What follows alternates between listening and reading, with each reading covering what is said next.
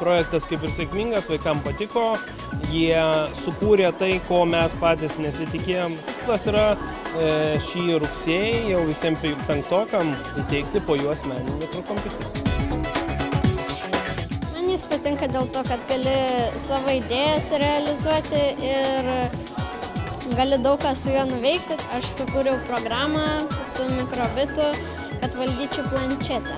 Kai aš paspaudžiu A mygtuką savo mikroschemoje, mikrobite, tai tada įsijungia kamera ir gali nufotografuoti tave.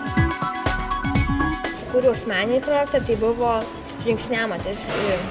Parašęs programą, jį pridėjęs prie kojos, gali sužinoti, kiek per dieną nuėjai tų žingsnių. Nusipirkus priedų, jūs būtų galima dar labiau panaudoti, pavyzdžiui, kaip signalizacija kambario susirinkti ar kažką panašaus.